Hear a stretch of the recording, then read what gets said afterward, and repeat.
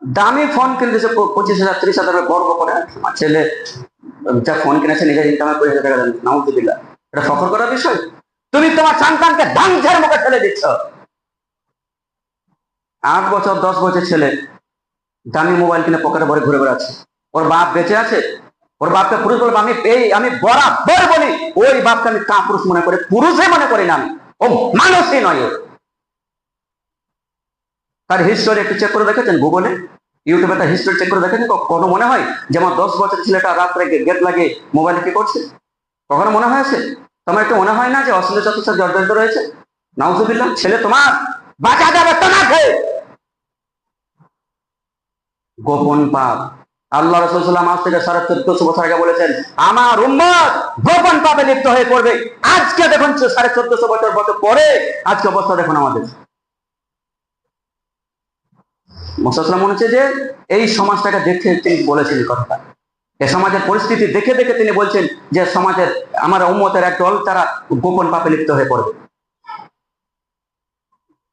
আজ থেকে 1450 বছর পূর্বে রাসূলুল্লাহ সাল্লাল্লাহু আলাইহি ওয়াসাল্লাম তার উম্মতদের জন্য বড় ভয় খেয়েছেন, তিনি ভয় পেয়েছেন। তিনি বলছেন আমার বড় ভয় হয় যে আমার উম্মতের একদল মানুষ তারা গোপন পাপে লিপ্ত হয়ে পড়বে। আমার আপনার জন্য আফসোস করেছেন রাসূল সাল্লাল্লাহু আলাইহি ওয়াসাল্লাম আজ থেকে 1450 বছর পূর্বে। তিনি বলছেন আমার উম্মতের এক দল অচিরেই তারা গোপন পাপে লিপ্ত হয়ে পড়বে। হাদিস ইবনে মাজাহ গ্রন্থের হাদিস 4245 নম্বর হাদিস 31 নম্বর অধ্যায়। আল্লাহ রাসূল সাল্লাল্লাহু আলাইহি ওয়াসাল্লাম বলছেন কিয়ামতের দিন একটা সম্প্রদায় উঠবে, একদল মানুষ উঠবে, তারা শুভ্র পর্বতমালা সমান নেকি নিয়ে উঠবে, বিশাল বড় পাহাড় সমান নেকি নিয়ে তারা উঠবে। তারপর মহান আল্লাহ তাআলা তাদের সমস্ত নেকিকে পাণ্ড করে দেবে, মুহূর্তের মধ্যে ধূলিসাৎ করে দেবে, ধুলের মতো উড়ে কোথায় মিশে চলে যাবে।